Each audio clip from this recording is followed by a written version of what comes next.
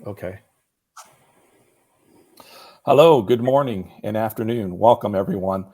Welcome to the latest KnowledgeLake webinar series. We have a great session lined up for you today. Today, we are going to explore the potential of AI agents to drive automation workflows. If you go online, there's no shortage of opinion pieces about how AI is driving a new wave of automation going beyond traditional OCR and RPA tools. The purpose of our webinar today is to share some market observations, insights, and best practices and about where we see all this technology going. I'm what some have termed agentic. So that's what we're going to cover off today. I'm really excited to welcome Alan Pelz-Sharpe. He is the founder of an industry analyst firm called Deep Analysis, and he'll be joined by Russ Malz, who's our Chief Revenue Officer here at KnowledgeLake. By way of introduction, Alan is an industry-leading analyst. He's an author, advisor, helping organizations drive through the complexities of getting through a digital transformation. His insights into AI driven automation make him an ideal guide and expert for our discussion today. He is being joined by Russ Malz, who has spent the last 10 years working with innovative companies like Blue Prism and Hyperscience, helping organizations harness the power of AI to drive greater operational efficiencies. Together, they'll explore how AI agents are poised to drive a new wave of automation, reshaping business workflows and unlocking new opportunities. So we're getting ready to engage in a lively discussion. At the bottom of the webinar, of your screen, you should be able to pose questions, and there will be a time at the end of our webinar for a Q&A. So without any further delay, I'll turn it over to you, Russ, and we can go from there. Welcome. Well, thanks so much, Andre. Appreciate it. Thank you. Alan, pleasure to see you. I always enjoy our conversations. Really looking forward to the discussion today. Just to kick things off here, Alan, can you briefly outline the current state of AI and automation? Well, that's a big ask. Yeah, I mean, well, it's crazy. I think is if we were to put it into two words, right? It's crazy. A lot of hype, a lot of over-promising, a lot of under-delivering, but that doesn't mean it's not real. It's very real, yeah. And I think we're at that point now where certainly research we've done at Deep Analysis over a number of sort of different surveys has confirmed it, that we've had, 2 years really coming up to now of people experimenting, trying stuff out. And so we're at that point now where it's really going to start getting real, I would say. And in fact, it is, right? People are really starting to implement it and figure out the right use cases, because this was a big challenge, right? And do you think we're at an inflection point now? And what are your thoughts on this concept of agentic workforce?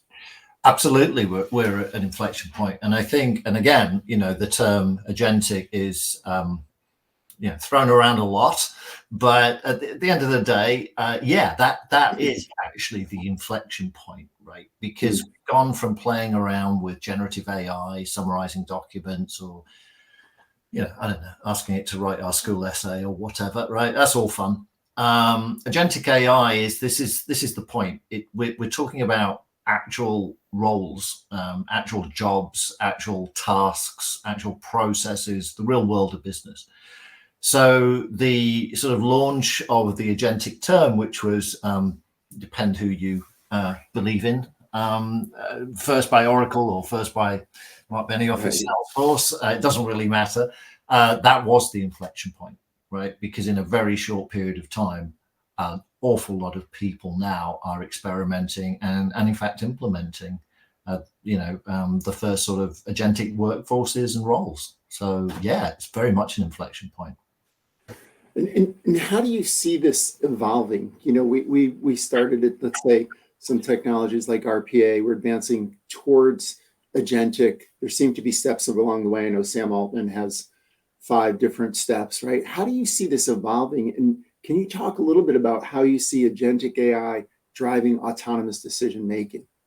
Yeah, well, it's that word autonomous, right? That's the key here when it comes to the whole agentic sort of ethos, if we can even put it that way, right? So tools like RPA, they're still around. People are still deploying them, and they will continue to.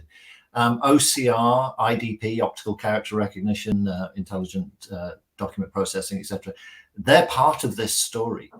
So, I think one thing, anybody who's listening to this and is sort of exploring this for their organization, you need to be aware that this doesn't come along and replace everything that came before. It's not quite like that, right?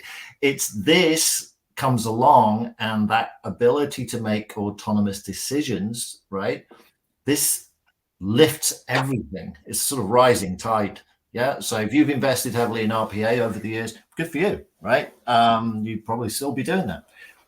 If you're exploring or you have implemented IDP, great, right? These are all still valid. The big difference here is that AI's ability to make autonomous decisions, right? And so now we're able to essentially craft, as we would with a human, a specific set of decisions, a specific set of tasks and processes for it to do the work and do quite complex work, right? So RPA was extremely simplistic. There's still a need for that. It does the same thing every time, right? Whereas now we've got something that can say, oh, so this has changed. Oh, this is changing. Oh, then I'll make this decision instead of that decision. So much more sophisticated, right? That really where I'm coming from here. That autonomous thing means it's much more sophisticated. And we're sort of at that agentic AI thing. And the challenge ahead of us and the opportunity ahead of us now is to say, okay, so how do we manage that? How do we manage these bots, if you want to call them that? But, agentic AI agents, use your own terminology. But getting one up and running is great, right? Getting 20 up and running is great. Getting 1,000 up and running, pretty amazing. But, you're now layering on, so how do I actually manage that? Do they talk to one another? Do they, so it's exciting times ahead. Yeah. Yeah, that makes I think you hit on a really important point, which is there's these technologies like IDP, et cetera, that are going to be around. Many, so many companies and government agencies are built foundationally on documents, right? So I think that's really insightful. How do you see the intersection of synthetic labor and agentic AI in enhancing efficiency and scalability in business operations? Yeah, so the efficiency. Let me pick off a couple of things here, right? So you mentioned like a lot of people are using IDP, but a lot of people are not, right? So that still has lots of growth in it. 45% of business processes still involve paper. Yeah. So, on the one hand, we've got this amazing sort of technological advancements, and they are amazing, by the way. That's not all hype. These advancements are very real. But then you get into the very real world of a local government department or a manufacturing company, right? So the key thing here, I think, is, and I've said it before, and it sounds like I'm being too simplistic, but I really don't think I am. It's identifying what you want these things to do, right? Where is it going to bring the most value? Because they're not toys. These are real business tools, right? So, how are you going to identify the processes and tasks which are going to benefit the most? Because this isn't a catch-all for everything in your organization. I guess there are people out there who are saying we'll have an entirely synthetic workforce. Okay, that's a very, very, very long way off if that is the case. So your job really is to identify those. And again, this sounds a little old-fashioned, but where are the bottlenecks, right? Where are the pain points in your organization? Why does something take 3 weeks to do when it could be done in 3 minutes? I mean, those kind of things, what's really getting my customers back up at the moment? What jobs am I struggling to hire to fill that maybe I could automate? It'll be different for every organization, but so again, a bit of an oversimplification maybe, but the technology is real. So despite all the hype, the technology works. It's very, very good. It's the business challenges now that we need to grapple with. And again, I think that's great. That's a good thing. Yeah, I totally agree. That makes a lot of sense. Yep. As we as we think about this pivot, I think you touched on a lot of key points. Number one, it's really about the impact that this technology can have on businesses. And one of the things that I think is happening now is we're seeing rapid advances in large language models and some other areas of AI. So the speed of change is really both a blessing and a curse, right? Mm-hmm. What we're seeing is, there's what worked 3 months ago can now be improved or done at a lower cost, and it's very quick. We're also seeing some companies achieve great success in working with that. I'd love to go a little bit deeper in that and talk to you about the business impact and how companies are actually using some of these concepts now to streamline workforce, where we see some of the, any thoughts you have on where we see some of these opportunities now. Well, I think one thing which is, again, I'm not sort of trying to plug my own company here, but in the survey data, I always mention survey data because that's real data, right? So you can ignore what I'm saying, but you can't ignore the numbers because they're real. One of the most surprising, and I'm serious, really shocking findings multiple times over the past year was how fed up a lot of companies are with their legacy business applications, right? So let's not pick on one. We'll share it equally between SAP and Oracle, right, or whatever, right? But 25 years ago, they implemented a massive ERP system. It cost them a fortune. It's still costing them a fortune. So there is a real frustration there. Now then, this is the important bit when it comes to agentic AI, okay? If you go in and you just simply rip that all out, it's going to be a disaster, right? You probably can't do it. But you know what you can do? You can say, well, you know what? This task, this set of tasks, this set of decision-making that should work well in the ERP and isn't, well, maybe that's a perfect use case for an agentic AI. So instead of having that mindset that I've got to rip out a massive ERP system, for example, now you can go in and you can test things out. It's a different mindset, right? You can go in and do one job and see how that works and maybe improve on it, then do another, then do another. So it's a very different mindset for a lot of people to get their head around. Yeah, so that's really interesting. What I hear you saying is that the best approach for organizations, and candidly what we're seeing in the market as well, is that if you look across your labor, you take a step back, and rather than look at this as a technology problem, you look at it as a work opportunity. There's a lot of work that's undifferentiated, that's boring, that's task-based, and that could be automated. And it's picking, some of those right use cases, understanding the business impact, and then deploying them. I do think what you're saying is spot on. There's some really, really big ambition, but where we're seeing the most success is companies that start small and then advance from that. So, for instance, in higher education, one of the great successes we've seen over the last 24 months is transcript processing. A very labor-intensive task. It can be hard to not only process transcripts, but understand, for instance, how do you calculate a cumulative GPA when you have advanced placement courses, for instance. And we've seen customers use our software and be able to do that really well. Another example that I'm really fond of is we're doing a lot of digitization of land records. And where we're seeing customers see a lot of value is, number one, the customer has, one of our clients in more of a shared service model, they have more work than they can do. They have 1,500 people doing work and they don't want to handle another 1,500, let's say.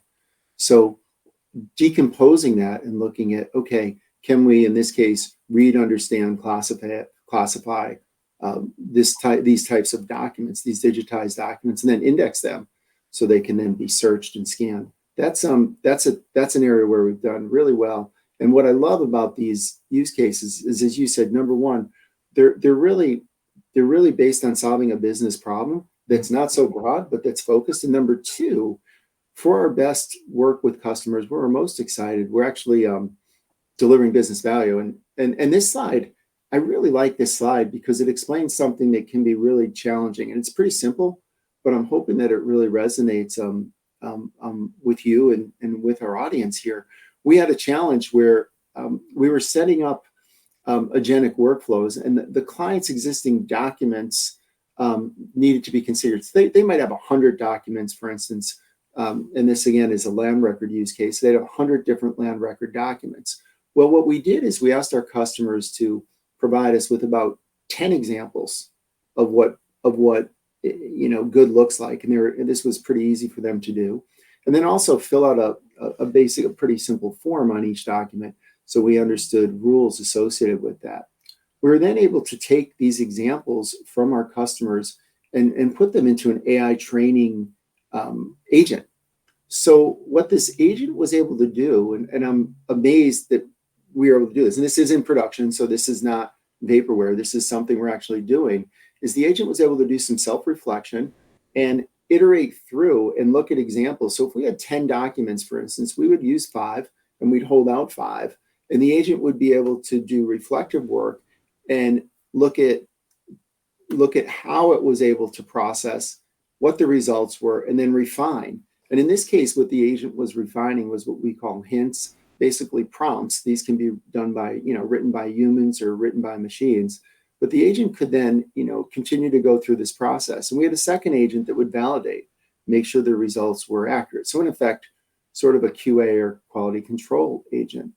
Well, once we were able to refine and do this work, and this is work that was very manually intensive, we were then able to deploy to an API and roll out to a team for some rapid testing. And what I love about this specific example, in addition to the fact that it's in production, is we did this for this customer has close to 300 different workloads, and each one is a little bit unique. So we did this for one workload, and we used a manual team, and it took about 6 to 8 weeks for us to understand these documents and do this type of configuration work. Well, using this agentic approach, not only were we able to do it in much shorter time, the actual time to do the work was 53 minutes. But in addition, the quality of the work was equal or better to what it took our team 6 to 8 weeks to do. Again, a very hard task, and we were able to tune the models and do this. But the idea of actually using some agentic work some agentic agents rather, to improve work outputs. And the benefit, of course, for the customer is faster time, right? We can set up, instead of taking 6 to 8 weeks, we can set up in a few days, run it through QA, and bring on more volume. So it's really solving for the need of the customer, helping them better serve their constituents. Yeah, no, I can just pick up on something there, or two things actually. I think there's often a perception, probably, if anybody's played around with OpenAI or ChatGPT, that you need billions and billions and billions of documents and data sources, right? That's not the case. Yeah. For these business specific things, you really don't, and it's not a year's job, right? These are short, tight, accurate, and that's the second point, accurate, right? I think if we roll back the clock, the truth is a lot of OCR, document processing, wasn't very accurate back in the day. It made a lot of mistakes. It's really accurate now. If you've configured it properly, it's more accurate than humans, right? Well, yeah, really good point. And along those lines, it can be challenging, right? People talk about hallucinations, and when you use ChatGPT, there can be some hallucinations. But when you start looking at agentic, what we're learning and what we're seeing real time is that there are ways to put in place checks so that, number one, not only can you have high quality, but you can have high quality with certainty. That's hard to do. But using large language models, we are. But number two, I think you hit the nail on the head before. You said there's a lot of hype out there. You still need humans in the loop, right? In most of these systems, and actually all the systems I've seen work successfully, there is human in the loop, and you do kick out exceptions. You do have humans that oversee. But often you can take the work that was done by tens of people and do it by a much smaller, group.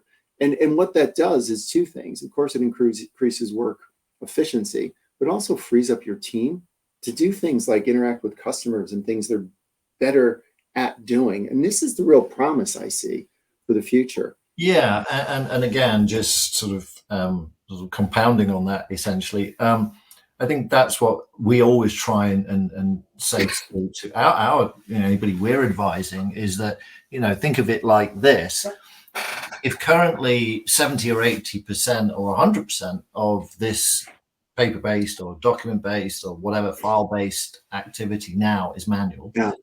well, what if 80% of it was completely automated? Then your team just works on the remaining 20%, because there's always going to be exceptions. That's fine. That's the real world, right? So just deal with the exceptions, and that's this is informative. Yeah, what you're saying makes so much sense. So in your experience, you're seeing a broad swath of the market. Can you talk a little bit, or can you share a little bit about how the businesses that you're seeing, how do they identify the workflows that would benefit the most from this type of technology? What are you seeing? There's no one answer to that. I think that's to be fair. I mean, there's certain sectors like supply chain, right? If you take transportation and logistics, for example, everybody knows there's a paper problem, right? I mean, everybody knows there's a paper problem. Everybody knows the challenges of a bill of lading or whatever. But and in healthcare, there's similar things, right? So what I'm saying is, in some cases, it's obvious what we need to fix, but in many other cases, you really do need to take a step back and think more holistically, because sometimes if it's just that one activity, well, that might impact another activity, et cetera, et cetera. So it's good to take that sort of step back. And at the slide here, we've got the sort of adoption funnel, right? I mean, it's basically, you identify your business needs, right? Not generic business needs, yours, right? What's top of your list? It's the old joke, right? A CEO might have 100 to do things, but they're only going to get to the top 3, right? What's the top 3? What matters, right? And then, absolutely. And I think this is the cool thing. Evaluate what's out there to help you. And you can these days, right? You don't have to. I'm sure KnowledgeLake and everybody else would like it if it was the case, but you don't have to spend $1 million+ bringing in a massive consulting firm, right, to do this. You can run quick POCs. Is this going to work? We can try it out over here, right, without damaging anything. But then as it goes forward, this is the cool thing. If we go back just 5 to 6, 7 years ago, whatever, if you were talking about your team and your company's abilities, we were talking about how do you hire a data scientist, right? That's right. Yeah. Anymore, right? It's not the case. You and your existing team don't need to know advanced algebra. All right. They need to know about the business, right? And you will learn and develop a strategy for your own organization that meets your goals, timelines, right? And fits with your needs, right? So it's this step-by-step process. But as we get to step 4 there, which I've already touched on essentially, if you've done a few POCs, you've tested this out, you're comfortable, your team knows what they're doing, you've got your priorities, do a pilot project, right? Do a pilot project. It's not going to, break the bank. It's not going to take over your company for the next year and a half. You're not going to bring in 100 consultants. It's not like that. Just get out there and do it. And then again, just like AI learns from mistakes, right? You learn from mistakes. We all do, hopefully. And then, that's when you start scaling it up. But to go back to your point previously, the thing everybody should remember with AI, you don't just switch it on and walk away, right? You continuously monitor it and optimize it. And why do you do that? Well, here's just a very simple, hand graph, if you like, right? Back in the day, if you bought an ERP system, which we were referring to before, it could have been a supply chain management, whatever, business application. Basically, it had high value, but over the years, that value declined, right? And now everybody hates it. With AI, if you go about it properly, if you do continuously monitor, optimize, tweak, whatever, its value will go up and up. Its value this year is great. Its value in 5 or 10 years' time could be off the charts good. It gets better over time. It doesn't decline in value. It increases in value. So it's worth doing the job properly. Yeah, I love the way you said that. There's two things that really come to mind here. Number one, when we came up with the term synthetic labor, it really came from our customers because we were trying to explain what we did, right? And one of the ideas was the idea you just said really well, which is the system not only starts at a certain point, but with human feedback, gets smarter over time. That's critically important, and it's different than some of the more stagnant systems where you actually write code, right? And the second piece of that is the system learns through documents, right? So when we talk about synthetic labor, we say it's like training a labor team, except, it cares a little less about direct interaction, doesn't go on vacation, et cetera, but you need to be pretty explicit and deal with documents again, right, to provide rule sets so that the system will get smarter over time. But that dynamic nature of what you spoke of, that dynamic nature of AI is so critically important because you're not buying a static system, right? You're buying a system that's not rules based. It's going to grow over time, and I think that's amazing. But related to that, Alan, there's so much happening. There's all these new things coming out. We had the big DeepSeek reveal, I don't know what you want to call it, last week. How do organizations with all these different technologies, how do they figure out what's the best way to start? What are some suitable AI tools? Yeah, well, so the DeepSeek thing is a big deal, but that's probably a whole other webinar for another day. But it is a big deal. And it is a big deal, yeah, because it has basically shown us there's simpler and cheaper ways of doing things, right? If nothing else, and it's open source, so that's all cool. But actually, what we've been saying to people from day one, and actually literally from day one at Deep Analysis, is go to specialists, right? You meant so. I'm being totally honest. I don't know how much KnowledgeLake knows about land registries, but you're working with land registries. So if you're a land registry, go and talk to KnowledgeLake, right? Why? Because it's that knowledge of your process, your needs, and potentially the fact that they've already, or you or somebody else has already pre-trained to a large degree, right? So when you're going in, you're not starting with a blank canvas. And there are tools out there, right? If you are in insurance, if you are in commercial insurance, I mentioned supply chain, if you're in cargo, if you're in warehousing, whatever. The whole point of what we've been talking about today is small, right? Small, focus, specific for your needs. So that's what you're looking for. Somebody who can actually do that for you and actually get you started. It's not about a big brand. It really isn't. It's about specificity. And, what we came up with about a year ago, I can't really remember now, right? But this came out of, basically, it was a summarization of my colleague Matt and I. We talked to lots of people, including a lot of systems integrators, interestingly, who were struggling with AI. They were going in, CEOs were saying, we've got an AI mandate. They'd go in and they'd talk to the teams and they hadn't got a clue what they were doing, right? And frustrating. Wow. So these 5 questions here, they are simple. It is common sense, but as I like to say too often, common sense isn't actually that common. And if you didn't know this in advance, then you wouldn't know it, right? It's very simple. Have you identified the processes, right? So the process could be, handling this claim. The process could be paying this, transaction, whatever. Identify the process and then identify the tasks. You will seldom automate an entire end-to-end process. It's not typically how things go, right?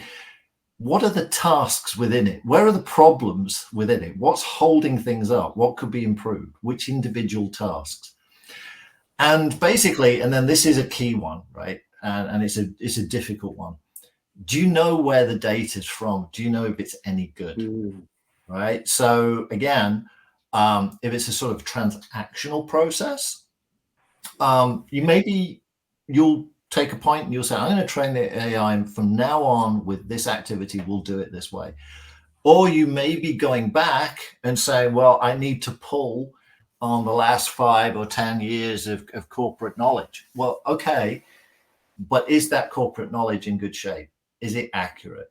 Because AI, just to be blunt about this, AI isn't actually intelligent, right? It doesn't know. If you give it something and you say this is right, it's right. It doesn't. It can't discern. So again, identifying the data. So your processes, your tasks, your data. And I think this is the exciting one for a lot of organizations. Who in your organization have the skills, right, to do this? Now, again, to build and operate, very rarely are we talking about somebody actually building a model from scratch, right? This is not what we're talking about.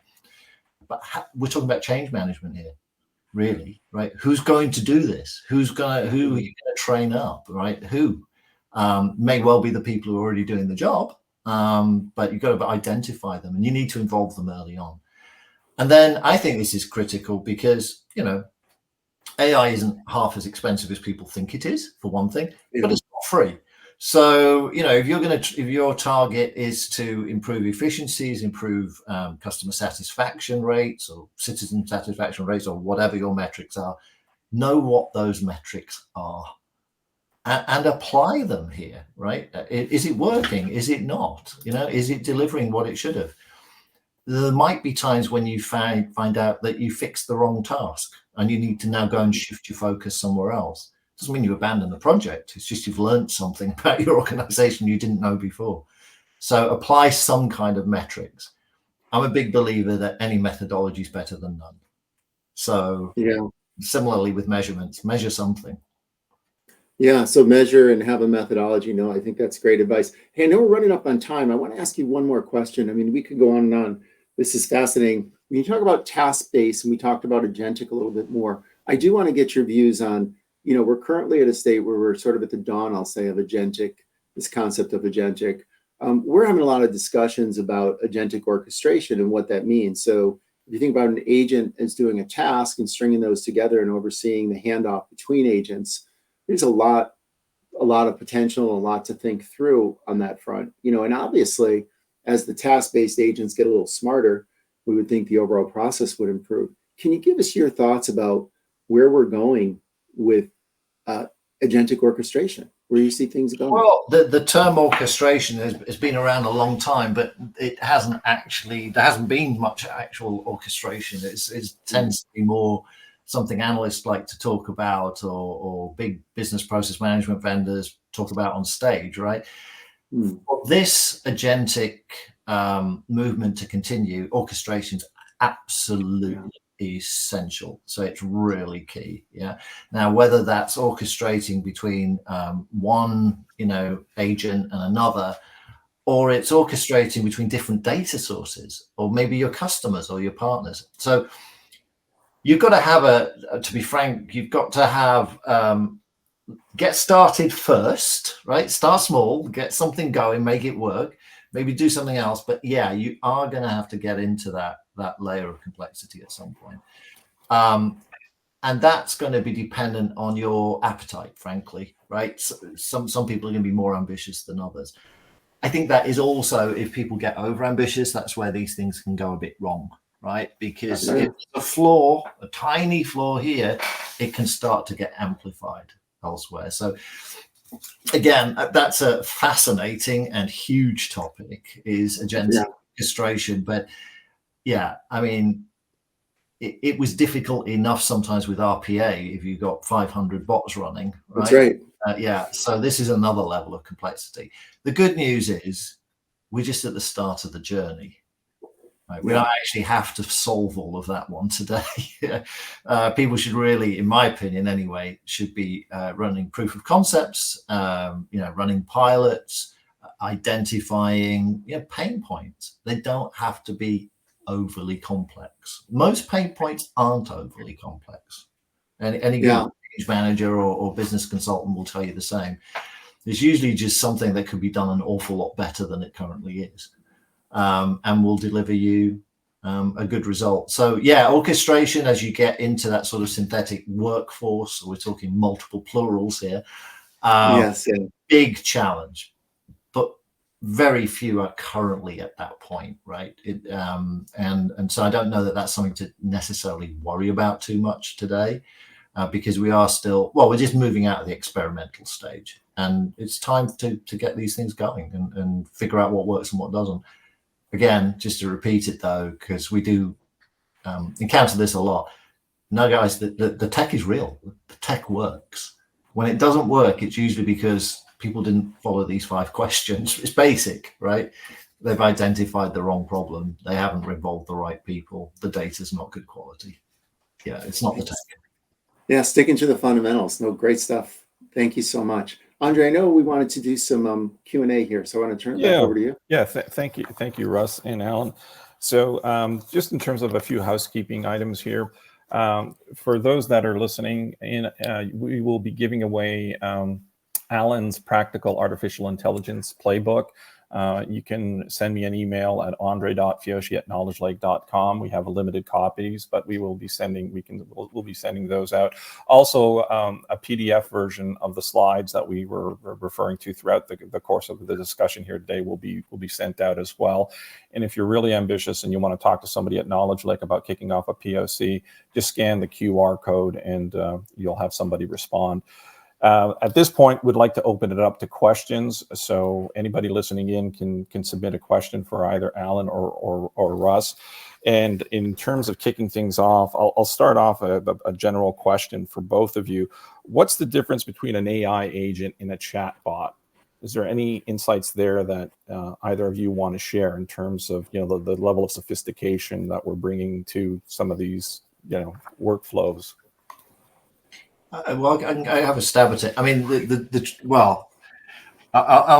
I'll give you the snarky answer and the accurate answer, right? The snarky answer is there's a lot of so-called AI agents out there that are just rebranded chatbots of old, right? So that's why we're saying you've got to do your homework here, right? But the big difference here is if you take a traditional chatbot, I mean, it is sort of static essentially, right? It's been trained on frequently asked questions, and if you ask this question, I don't know, an agentic AI or bot or whatever we want to call it, but when it's true AI, it's learning, right? It's learning. It's going to get better and better and better. And, even from a very basic level, it's also pulling information to answer questions from multiple sources, right? Which is a key part of generative AI. So it's much, much more sophisticated. Okay. But there is a lot of AI washing and agentic washing out there. So you do have to be a bit careful when you're looking at them. Okay. Another question here for both of you is how fast are enterprises moving away from, like you said, the legacy OCR, RPA solutions with infusing them with AI? Like what's the adoption curve or the appetite for some of this new technology that you see? I'll take a shot at that, but I'd love to hear Alan's answer as well. I would say that, for most companies, it's hard, and there's been a lot of different technologies that people have been burned by. I really like what Alan said, which is, if you're looking to move, identify something small, do something that's measurable, that doesn't break the budget, and test and learn and grow from there. I think when companies do that, they achieve good success. I think, there's a range of market dynamics here, Andre, but some companies are saying, hey, what we have is good enough. We're going to look for some other things. Some companies are going big bang, which I think is going to prove to be a mistake. I agree with Alan there. And I think those that are starting small and looking to learn and sort of evolve in that way are starting to see some good success. Alan, I'd love to get your thoughts on that. Yeah, no, I agree. What I'll add to that, though, is, and I'm going to be really honest, all of us here at Deep Analysis were really surprised at the findings of various surveys we've done over the past year. The level of interest and enthusiasm is incredible, right? It's really incredible. You just don't see this in the world of technology. So the enthusiasm's there, but yeah, now the hard reality of doing something about that is going to challenge a lot of companies. And I know we've said this a bunch of times, but I don't think it can be said often enough. Start small, try something out, learn, build from there. It's the old snowball effect, right? Quick win, measurable, visible win, get that going and keep on going. But if you think there's a magic wand called AI that's going to transform all of your business processes in one go, you're in the wrong place. It's not going to go well for you at all. Yeah, and we didn't rehearse this, but I couldn't agree with you more. I'll just add too, my belief is when you say quick, it's possible to see results in 6 to 8 weeks. It's very possible, and it's not that hard. Again, it's a matter of scoping. So I know there's some people thinking, quick is 6 months, 9 months, a year. It's not, right? But I think it's important to set those parameters and hone in, and then look at the results. I'm really a big believer in that. And I also think it has a bit more integrity. The big bang stuff, it's a big bet, right? And there's a lot of configuration. There will be change over time.